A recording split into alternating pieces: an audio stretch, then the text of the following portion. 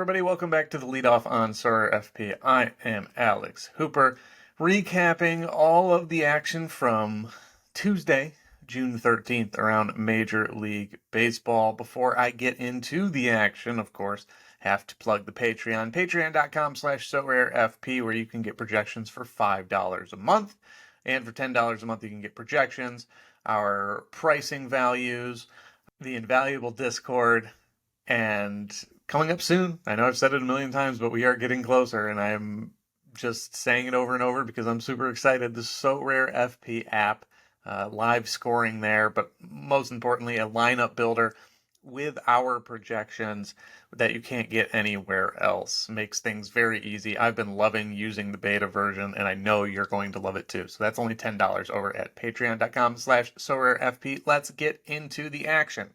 Starting again in Arizona, kind of another slugfest, but really just one-sided this time. The Phillies top the Diamondbacks 15-3. Kyle Schwarber, the leadoff homer.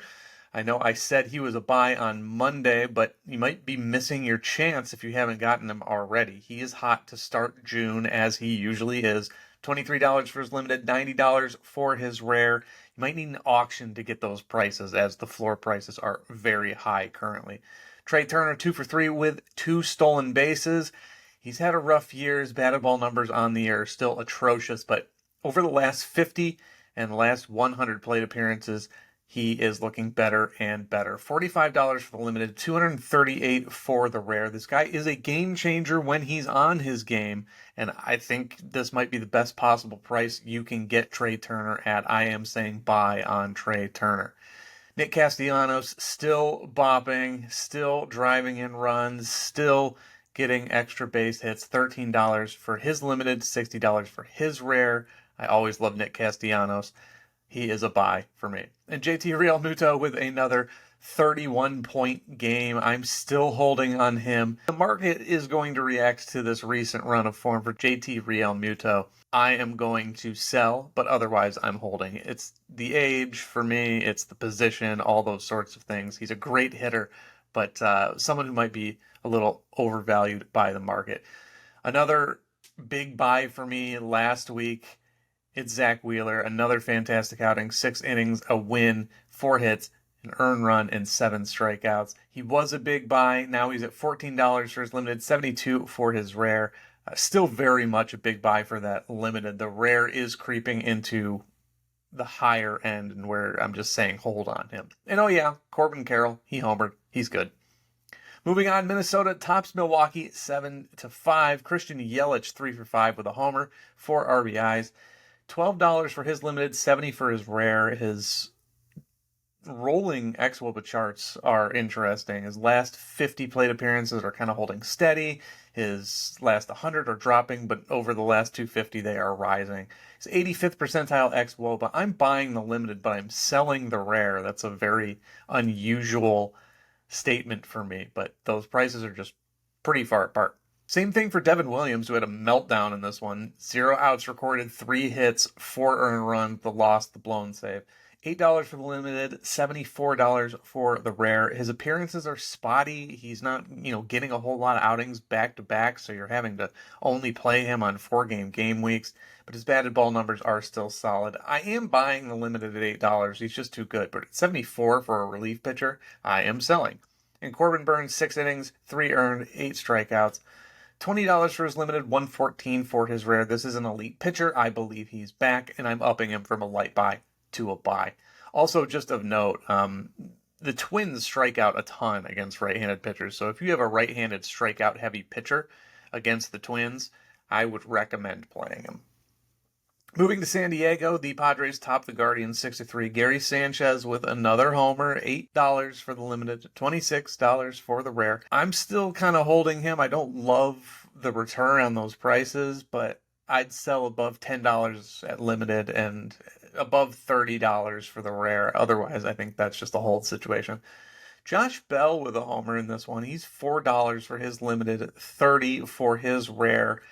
His rolling xwOBA is weirdly stable for a guy that seems like he's terribly inconsistent. He's got a 67th percentile xwOBA on the year, so not bad at all, above average. I'm just holding at those prices. He's a good depth piece. And at the back end of the bullpen, Josh Hader with his 16th save. He is the standard 100th percentile xERA divided by xWOBA, as well as 100th percentile x batting average and x slug, 97th percentile K rate. He is back to the dominant, unhittable closer that he was in the past. $12 for his limited, $67 for the rare. If you want the elite closer, he's really affordable. Moving on to Texas, the Angels top the Rangers 7-3, but we're going to talk more about the Rangers and that dominant offense. Corey Seager, 3 for 5 with a home run. He is the pinnacle of the middle infield position as well. 99th percentile xWOBA, 99th percentile x batting average, 99th percentile x slug, 98th percentile hard hit rate, and barrel rate. $58 for his limited, $177 for his rare. Relative to others in his projection range and at middle infield, he is a big buy for me. Again, I love Corey Seager. I've wanted Corey Seager since the launch of SorareMLB, and I still don't have one. Nate Lowe, 3 for 5 with a homer in this one. $17 for the limited, $75 for his rare. 64th percentile xWOBA, so less than Josh Bell.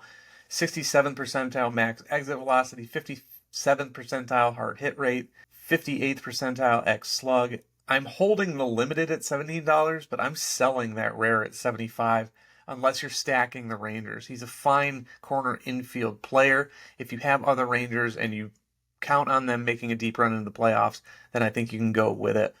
And another save for Carlos Estevez, $9 for his limited at $34 for his rare. I'm buying the limited and definitely holding that rare, a nice cheap closer for you.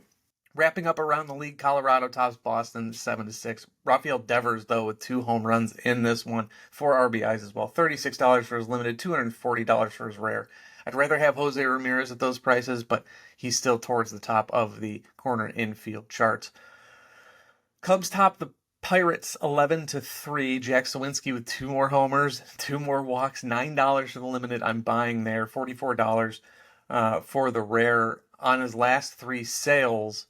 But his floor price is heading way up into sell territory. If you have him and can actually get where his floor is, up around like $70 or $80, I'm definitely selling Jack Sawinski there. The Orioles top the Blue Jays 11-6. Gunnar Henderson, 3 for 5 with another homer, 44 RBIs. I talked about it earlier this week. I prefer his shortstop card, and there should be one coming soon. At his current pricing, the shortstop card where you can play him at middle infield, I'm definitely buying there. He's had enough appearances to qualify. It's just a matter of Sorare issuing cards where he does, in fact, play the middle infield.